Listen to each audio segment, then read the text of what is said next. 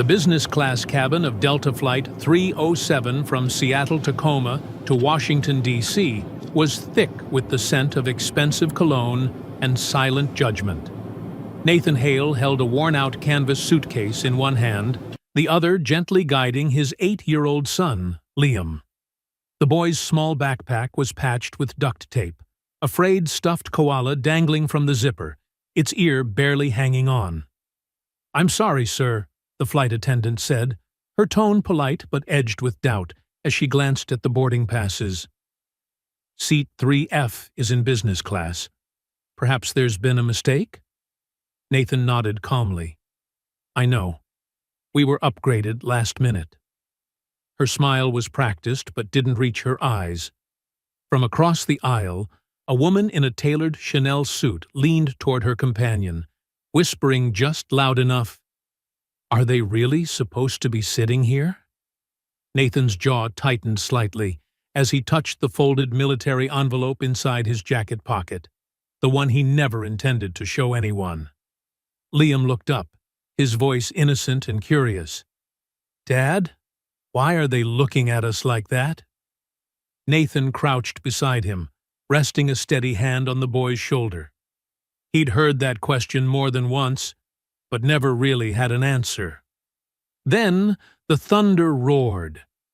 Passengers turned toward the windows just in time to see 3 F-22 Raptors soaring into formation beside the plane, like silent sentinels. The captain's voice came over the intercom, faintly shaken. "Ladies and gentlemen, we've received a special request from the United States Air Force. There's someone on board known as Ghost Eagle they wish to honor." The cabin fell silent. Nathan's heart sank. They had found him. Soft golden light glowed from overhead panels, reflecting off polished tray tables and crystal glasses in the business class cabin. The air was warm enough, the seats wide enough, the service polished. But nothing about it made Nathan feel welcome. He and Liam quietly approached seats 3D and 3F. All around them, heads turned, eyes followed. The kind of stares wrapped in velvet but sharp like needles. Every step Liam took made his worn-out sneakers squeak slightly on the polished floor, a sound far too loud in the tense quiet. From the opposite side of the aisle, Veronica Langford, later they'd learn her name, sat stiff in a tailored Chanel suit, arms crossed, one perfectly arched eyebrow raised, as Nathan placed Liam's tattered backpack in the overhead bin. In front of them, a man in a sharp gray suit and blood-red tie was talking loudly on the phone. His name, Eric Montrose, a venture capitalist with a knack for measuring people by their shoes and wristwatches. "Definitely welfare upgrades," Eric said, deliberately loud. "Business class is getting ridiculous. What is Delta even doing anymore?" Nathan kept his head down, adjusting Liam's seatbelt, but his knuckles whitened around the strap. Liam tilted his head and asked innocently, "Dad, what's welfare?" Nathan gave a dry sniff, as if dust had gotten in his nose. He forced a smile and brushed Liam's dark brown hair gently. "It's when people think you've got nothing to offer but a handout. But don't worry, kiddo. We don't live on welfare. We live on each other." Liam nodded, even if he didn't fully understand. He turned to the window, where faint clouds drifted at eye level. In his young heart, he knew only one thing for sure. No one in this cabin wanted them there. Nathan leaned back in his seat and closed his eyes, but memory gave him no rest. The gas stove clicked manually because the ignition had broken months ago. The kitchen light flickered slightly. The only other sound came from the humidifier in the next room. Nathan, dressed in a white t-shirt and faded gray joggers, hunched over the counter, carefully stirring a pot of milk on low heat. Liam, just 5 then, lay feverish in the bedroom, flushed with a near 103-degree fever. The apartment had 2 rooms, and one wedding photo turned face down on the dresser. A prescription sat on the table. Nathan picked it up, stared at the price, then quietly folded it and set it back down. He scooped Liam into his arms with one hand, poured warm milk into a bottle with the other. When the boy threw up on his shirt, he didn't flinch, just grabbed a rag and gently wiped him clean. His eyes wandered, not to the photo, but to the empty space beside him, where Rebecca used to stand. "Excuse me, sir," came a voice. Nathan opened his eyes. Standing beside him was Cecilia Grant, the flight attendant, holding a sleek iPad in one hand and her professional smile in the other. "I just wanted to reconfirm. Are you sure you want to stay in these seats? We could find something farther back, quieter and perhaps better suited for your family situation." She emphasized the word suited just enough to make its layers of meaning land. Nathan didn't answer right away. He turned to Liam, who was sketching a jet on the back of a receipt with a broken pencil. Each line was shaky, but determined. "Thank you," Nathan said calmly, "but we'll stay. Everything's fine." His voice was composed, but his gaze sharp, cold, unflinching. Cecilia froze for a heartbeat. She seemed to want to say more, then just nodded. "Of course, sir. Let us know if you need anything." She walked away, but the way her fingers clutched the iPad trembled slightly. Later, she'd glance back at the pair of them again, but for the first time, her eyes held something more than judgment. Liam looked up, whispering, "Dad, if people want us to leave, should we?" Nathan turned, his expression softening. He placed a hand over Liam's. "Number. We only go when we decide it's right, and we have just as much right to be here as anyone else. Even if we're poor. Even if your hoodie has a rip in the sleeve." Liam giggled and pulled the sleeve over the stitched patch. Ahead of them, Eric Montrose shook his head and said into his phone, "A guy who used to fly F-16s now wedged into business class with a kid in second-hand sneakers. What a fall from grace." Nathan froze. Only he knew that wasn't just a jab. That was a hint. The cabin door sealed shut with that familiar soft click, clean and final. Flight attendants began moving down the aisle, checking seatbelts, masks, and safety protocols. The fasten seatbelt sign glowed above them. Liam sat quietly by the window, chin resting on his palm, watching fog roll across the glass as the aircraft prepared for departure. Cecilia Grant returned to row 3D to 3F. Her posture remained strictly professional, but there was a stiffness to it now, as if she were bracing for something. She leaned in, speaking gently, though her eyes remained unwavering. "Mr. Hale, if I may, I'd like to offer one more suggestion.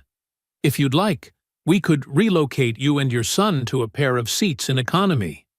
There's more space there for children. It might be more comfortable overall." She emphasized the word comfortable just slightly too long. Nathan turned toward her. There was no anger in his expression, no sarcasm, just silence, drawn out long enough to weigh the air around them. Then, calmly, he answered, "Thank you, but we'll stay here." Cecilia swallowed. His refusal was polite, yes, but there was something in Nathan's eyes, something quiet and steeled, that made her breath hitch. "I just thought some passengers might feel—" "We have a right to be here," Nathan interrupted, gently but firmly. "And I don't think that right should be measured by the shine of my shoes or the brand of my suitcase." Cecilia said nothing. She nodded once, took a measured step back, and turned away. But just before she walked off, Nathan caught something strange flicker in her eyes. A sadness with no name, not pity, not disdain, but something deeper, something personal. Liam unbuckled his seatbelt and leaned forward onto the fold-out tray. From his backpack, he pulled out a small plastic toy. A model F-16 fighter jet, scuffed and scratched. One wing snapped off. Paint chipped at the nose, but clearly cared for like a treasure. He gently placed it on the tray between their seats, wordless for a moment. Then, in a quiet voice, "Dad, you don't have to pretend you're okay just for me." Nathan froze. He turned to look at his son, eyes flickering with both surprise and something more fragile. "I can tell," Liam added. "You smile fake, like when Mom was sick. You smiled then too, but your eyes didn't smile." A heavy pause hung in the air between them. Only the low hum of the engines preparing to spool up filled the silence. Nathan leaned in and gently took his son's small hands in his own. "I didn't want you to worry.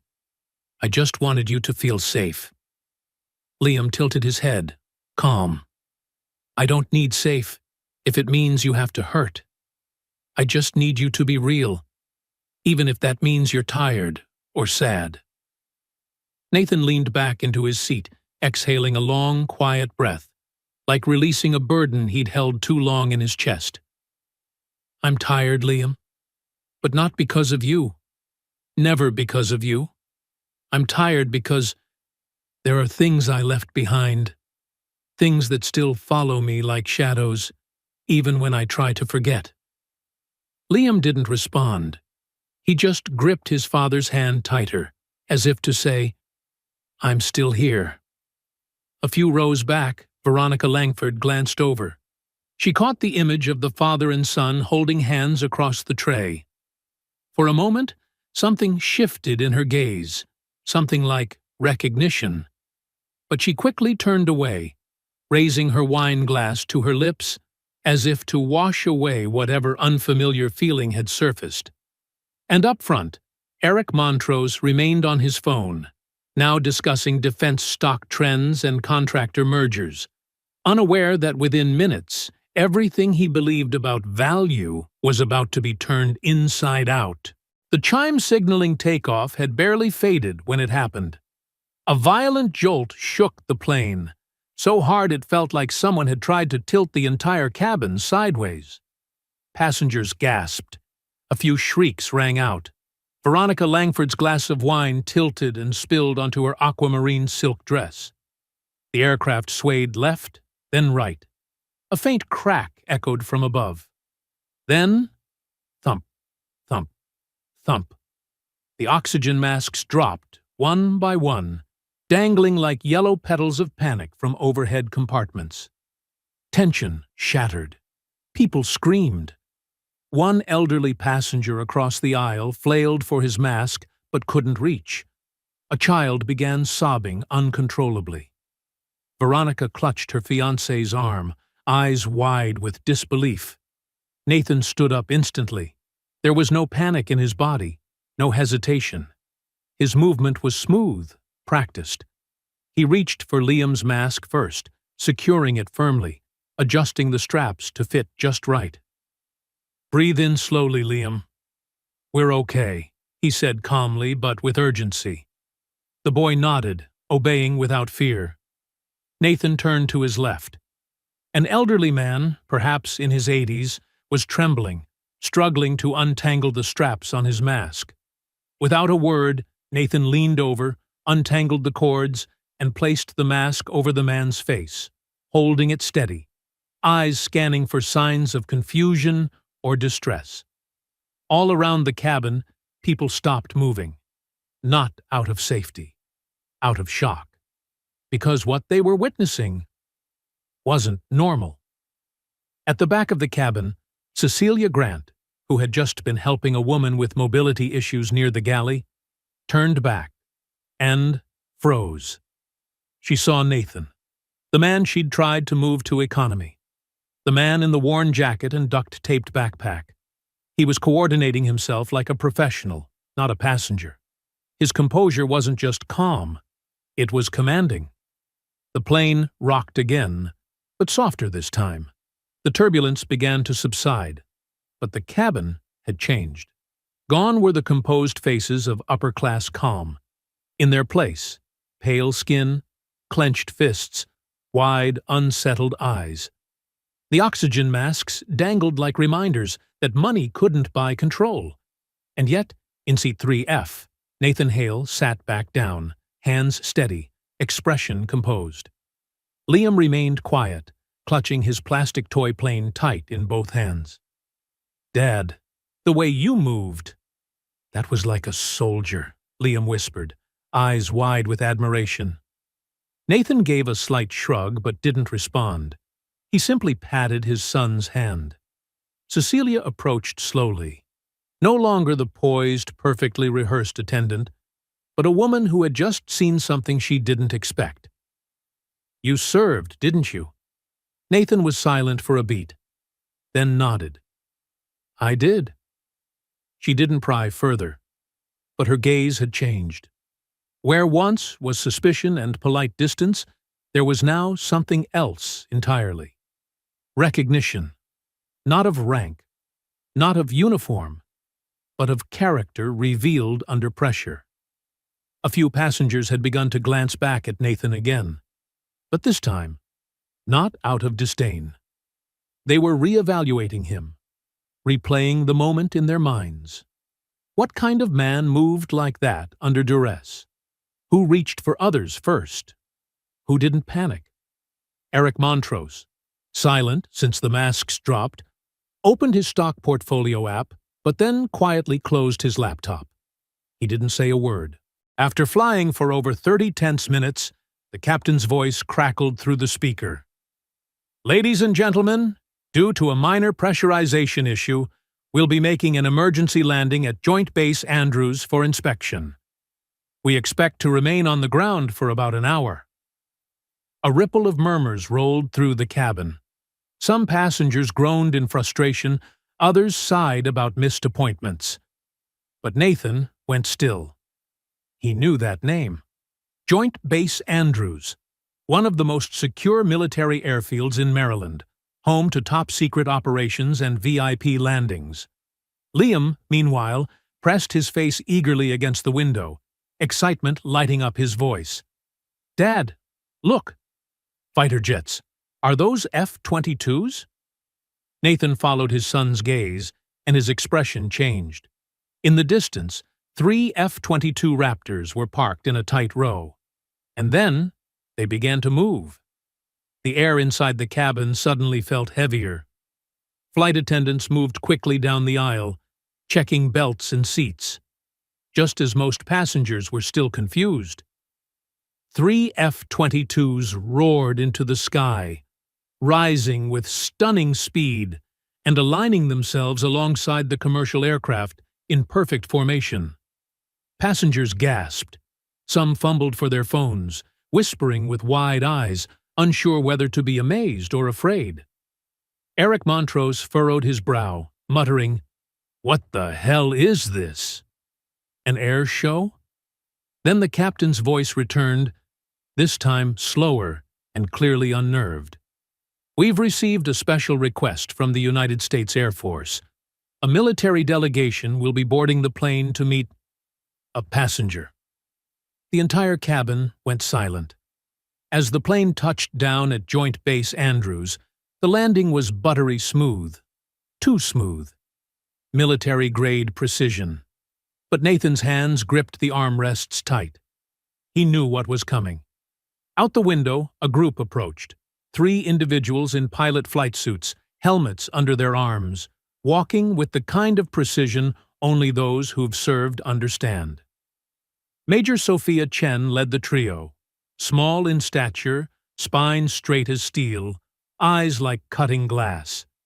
Behind her walked Captain Diego Ruiz and Lieutenant Jake Barnes, both in full gear, faces serious, unreadable. The cabin shuddered gently as the exterior door opened. Flight attendant Cecilia Grant stood by the galley, tense and uncertain. Major Chen stepped aboard. Her gaze swept across the cabin, not consulting a list, just observing each passenger as if she were scanning for something she knew would be there. Then her voice, calm, commanding, deliberate. Ladies and gentlemen, I'm Major Sophia Chen of the U.S. Air Force 1st Fighter Wing.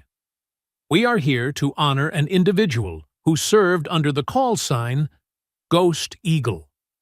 According to information we've received, he is currently aboard this flight.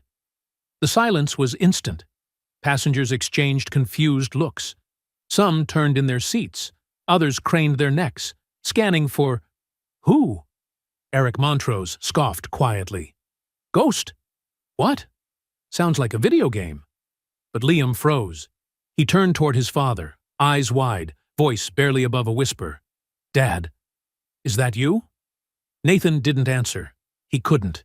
His entire body had gone rigid. Hands clenched around the armrest, his knuckles pale. Major Chen's eyes passed over him briefly, stopped, lingered, but moved on. Not out of recognition. Not yet. But something about the stillness drew her attention. The silence stretched long and taut. Snippets of hushed conversation broke the air behind them. Who is it? Ghost Eagle? Wasn't that the call sign from the Syria rescue mission? Can't be. That guy doesn't look the part. Cecilia's gaze moved to Nathan. Her eyes locked with his, and for a moment it was clear. She had suspected something. Ever since the turbulence, he wasn't like the others. Not just a quiet man with a duct-taped backpack. But she didn't speak. She simply stepped aside, quietly, giving Major Chen a clear path. The Major advanced deeper into the cabin, pausing at row 3D to 3F. Her eyes were sharper now, more focused. Then, her voice once again cut through the silence. Clearer this time, no doubt left. Ghost Eagle. If you're on this aircraft, please stand. Everyone waited. No one moved. Breaths were held. Liam's small hand slid into his father's, squeezing tight. His eyes pleaded for an answer. And Nathan. He knew that if he moved, everything would change. A quiet shuff echoed through the cabin, subtle yet thunderous in the breathless silence. Nathan Hale stood up, not dramatically, not with pride. Just a man stepping quietly out of the shadow he'd lived in for 3 long years. He reached up, gently removed the hanging oxygen mask, straightened his jacket, and took a deep breath. Major Sophia Chen stared at him, and in that moment, as though a door in memory suddenly swung open, her eyes changed. Captain Hale? She asked, her voice uncertain. You? Your Ghost Eagle? Nathan gave a slow nod. No bravado, no triumph. Just acceptance. The time for hiding had passed. Lieutenant Jake Barnes, the youngest of the trio, stepped forward, eyes glassy with emotion. Sir, in 2019, during a simulation training, I went into a flat spin. The alert systems failed. I lost control, and the aircraft flipped. You stepped in, overrode the system, and coached me through every maneuver. If it weren't for you, I wouldn't have graduated. I wouldn't be here. His voice caught on the last word. Captain Diego Ruiz, tall, broad-shouldered, with the steely gaze of someone who'd seen war, moved closer. From his jacket, he pulled out an old, weathered flight log. The spine was soft with wear, the edges curled from sweat and time. I've kept this logbook since 2017. Syria. You flew into a storm cell over active combat to pull Delta 6 out, when no one else would. I was a rookie then. No one believed you'd make it out. But you did, and you brought everyone home. He held out the logbook with both hands, steady, reverent. If it's not too much, I'd be honored if you signed it, sir. I don't need a medal. I just want something to mark the moment I saw what real leadership looked like. Nathan accepted the logbook. His hand trembled, not from fear, but from emotion. Looking into the eyes of these young men, he saw an entire generation he had walked away from. People he'd protected, trained, and then abandoned, when the pain became too heavy. "I'm not in service anymore," Nathan said softly. His voice wasn't bitter, just tired. "We know," Sophia Chen replied, "but you're still the reason we're here, and the reason we kept going." The entire cabin had fallen silent. No one dared move, and no one looked at Nathan the same way they had when he boarded. Eric Montrose, who had scoffed at him earlier, now kept his eyes lowered. He quietly reached into his pocket, not to take a picture, but to turn off his phone. For the first time on the flight, he realized how little he actually knew. Veronica Langford, seated just across the aisle, glanced at Nathan. There was confusion in her expression. Shame, too. Her ring-laden hands tightened around her glass of water, her wine long since abandoned. But Cecilia, she didn't speak at first. Then, as if pushed by something deeper, she took a quiet step forward and said, voice barely more than a whisper, "My father was a soldier too." Nathan turned toward her, his expression softened. "He died in Fallujah, 2005. He was a pilot." Her hands trembled in front of her. I'm sorry I judged you. When I saw you board, all I could see was the face of someone who didn't come back, and I didn't want to feel that again." Nathan nodded gently. "I understand. Grief builds walls, especially when we think they'll keep us from losing more." Her chin quivered. "Thank you for not walking away. When the turbulence hit, if you hadn't been there, I think a few passengers wouldn't have made it." Nathan only smiled faintly. He didn't respond. He handed the logbook back to Ruiz, his signature now inked across the page in strong, steady letters. But he'd signed it with his left hand, because his right hand was still holding his son's. Liam hadn't said a word this whole time, but his eyes shone, not just with awe, but with a deeper kind of recognition. Not that his dad was a war hero, but that his dad was someone who showed courage when it mattered most. And in that moment, every gaze in the cabin shifted. No one saw Nathan as the man who didn't belong. No one thought of Seat 3F as a mistake. The flight still had many miles to go, but the internal journeys of every person on board had already taken a dramatic turn.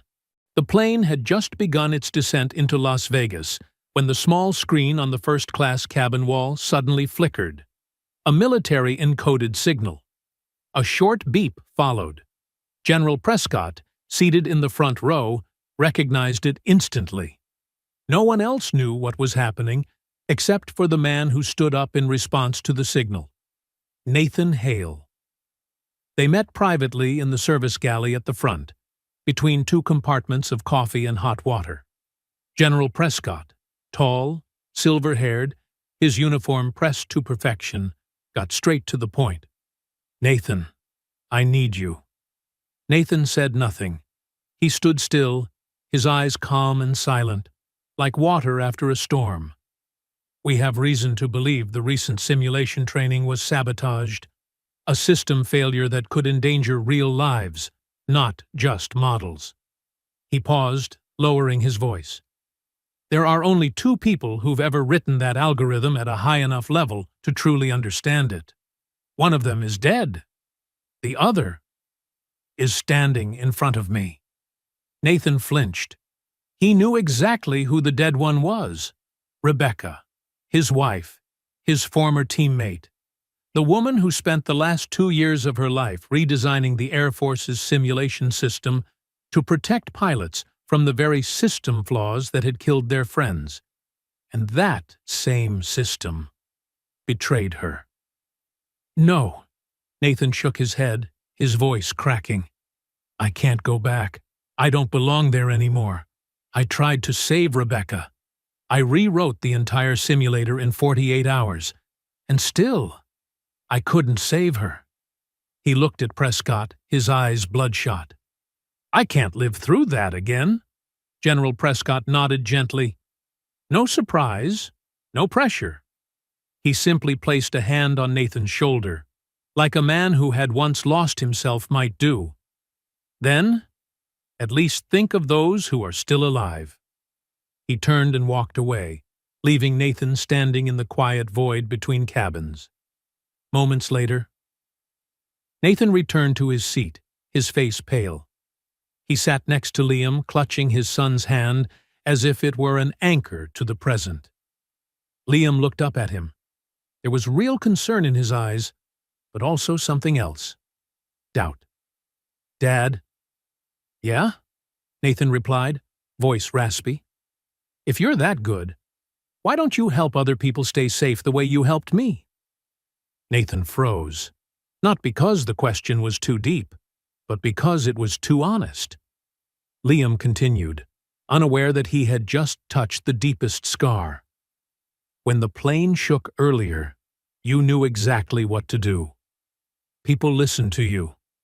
If someone's in danger, and you don't help them, then how is that any different from letting them hurt like Mom did?"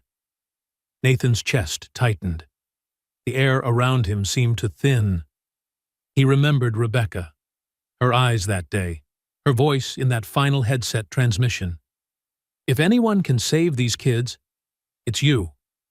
He had saved them, but not her. And now, his son, the only life left from that wreckage, was asking him the same thing. If you could save them, why didn't you? No one was urging him. No one was ordering.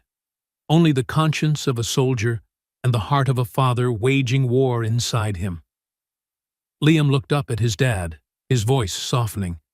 "I know you're sad, but Mom wouldn't want you to just sit around being sad forever. If she were still alive, she'd want you to save people too. Like she used to, right?" Nathan bowed his head, squeezing his son's hand, as silent tears fell. Not tears of pain, but the first tear of forgiveness for himself. As the plane touched down, the afternoon sun poured through the window, lighting his face. Nathan stood up. No more hesitation. No more hiding. He walked to General Prescott, who was waiting near the VIP cabin door. "I won't return to the fight," Nathan said. "I don't need you to pick up a weapon," Prescott replied. Nathan nodded. "But I will protect those who do." For the first time in 3 years, Nathan Hale became part of something larger than himself again. Not for the military, not for honor, but because an 11-year-old boy had asked his father, "If you're that good, why aren't you saving people?" The plane had begun its final descent when suddenly a scream pierced the air from the middle of the economy cabin. I can't breathe." Heads turned as a middle-aged man lurched out of his seat, clutching his throat with both hands. His face was turning purple, eyes wide with panic. His wife beside him burst into tears, crying out, "He's having an asthma attack. The oxygen mask didn't drop. Somebody help." The tension in the cabin snapped like a wire pulled too tight. A flight attendant rushed forward, hands trembling as she fumbled with the first aid kit. But before she could react, Nathan stood up.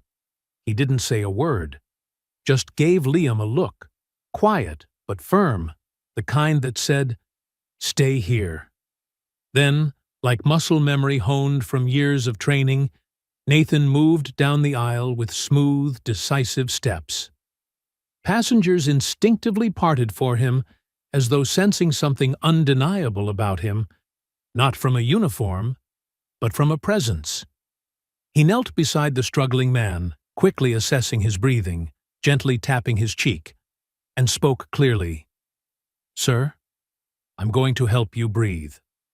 I need you to trust me, okay?" No hesitation. He turned to the flight attendant.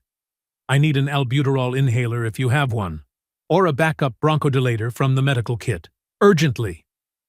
I'm not sure if we still have one," the attendant stammered. "Lower compartment. Orange bag. Next to the gauze." Nathan replied, as if he had opened that kit 100 times before. He turned to the wife. Do you know if he's allergic to any medications?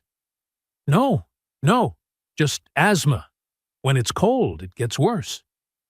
All right. Nathan nodded. The moment he got the inhaler, he connected it to a spacer device, checked the pressure, then calmly lifted it to the man's mouth.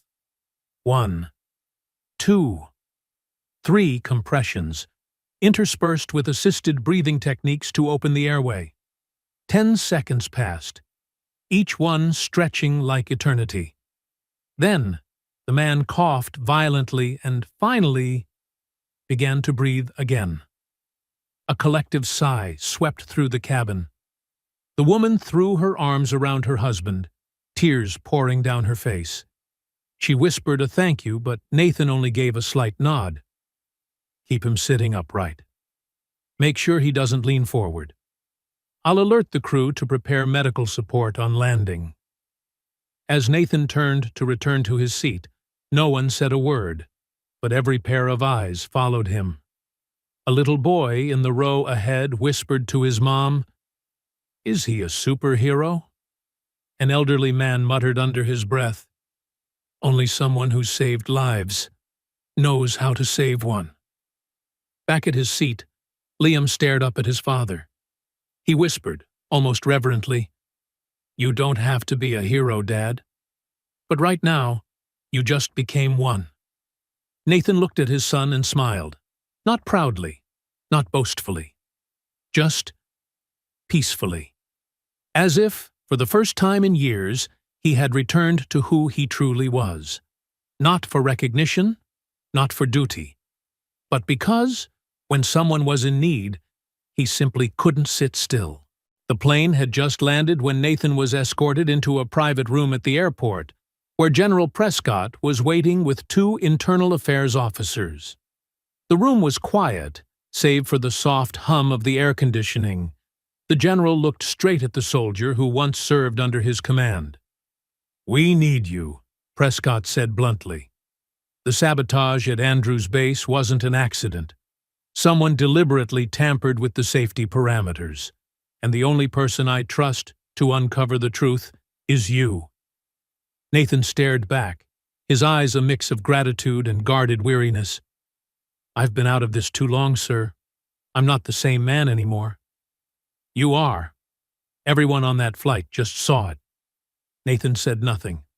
Inside, he felt a storm, pain from the past, but also something he hadn't felt in years: purpose.